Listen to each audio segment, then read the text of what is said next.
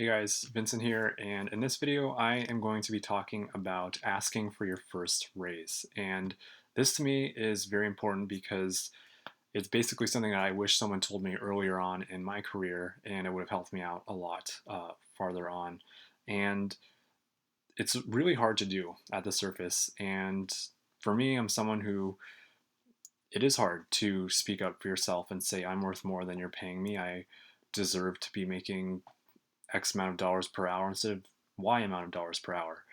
And it can be really scary and intimidating to get to a point where you have to tell your boss that this just isn't working and I need to be making more money. And money is a taboo subject, but it is something that we have to deal with as human beings. It is needed in life. You need it to pay your rent or your bills or whatever.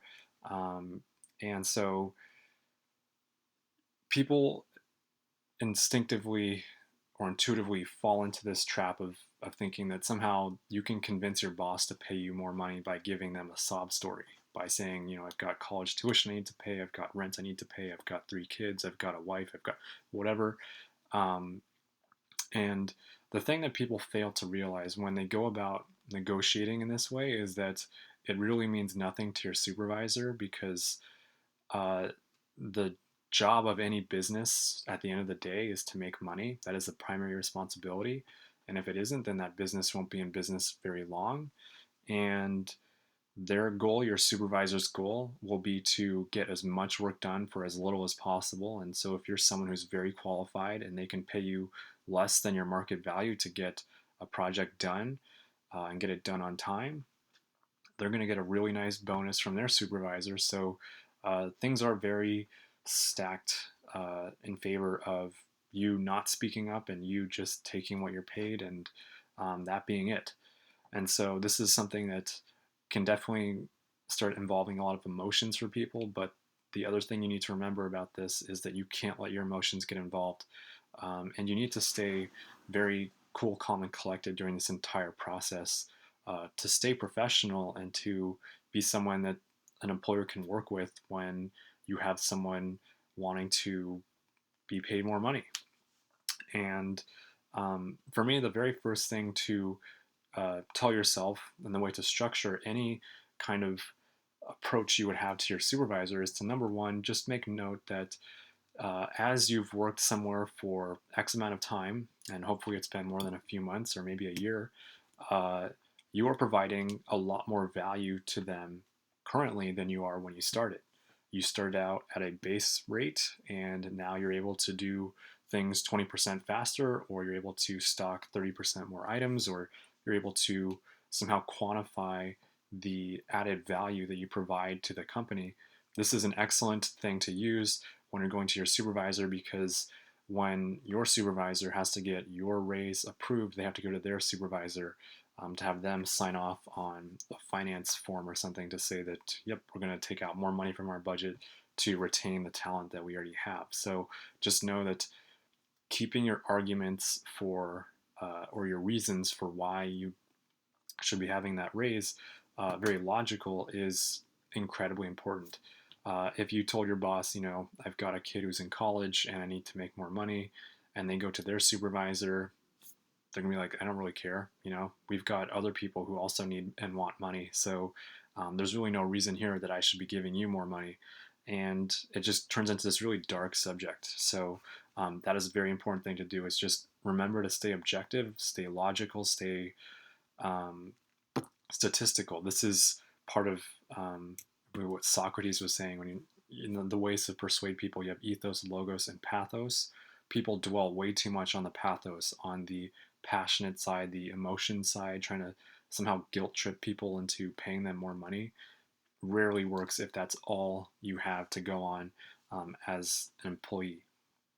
The other thing to also remember while you're working is that there is a market rate for what you do. And as much as everyone feels like they deserve to make more than they're currently being paid, if you are doing work at the market rate, you're going to be paid what the market will pay for you, will pay that.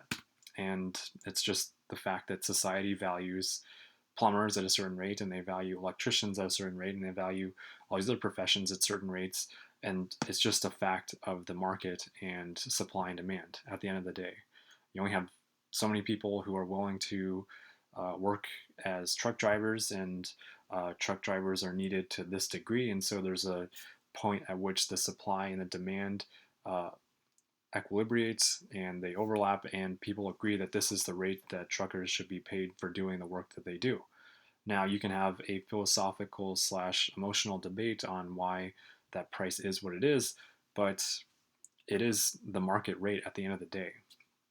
And that can be a tough pill to swallow too, which is the reason why I am a huge proponent for getting as educated as we possibly can. That's the reason why I love making these videos, to help people, if it's helpful to you, uh, learn more about engineering or math or chemistry or whatever, because I think these are skills that would help anyone or many people uh, do more in their field. Anyways, staying on topic for this video, uh, the other thing that is very important to do is to also the three things: ethos, logos, pathos. Ethos is your credibility as a person. And that's the reason why trust is so important in any relationships, professional and personal, because if you are someone who is credible, if your supervisor trusts you to do a job and get it done right, it will make having the conversation with them for you to have a higher raise or higher rate a lot easier. If you're someone who has consistently not done jobs on time, shown up late for work, doesn't dress professionally, then you've lost a lot of credibility with your supervisor and you're off on the wrong foot if you wanted to get a raise. The pathos is the emotions, and people can come up with laundry lists on that one pretty easily by talking about, sob stories on how they need to make more money every day to support whoever, or, so they can buy something. Um, and then the logos part, which is the should be the meat of your argument for getting the raise, which is, you are someone who provides more value to the company today than you were when you started, because you care a lot about your work, hopefully, and it's really important to you that your boss shows that uh, you are being valued at a higher rate than you were because you are providing more to the company. And so that's going to wrap things up for this video. I hope it adds some insights and structure, hopefully, to people who are interested in doing this kind of stuff. Feel free to let me know if you have any questions, and thanks for watching.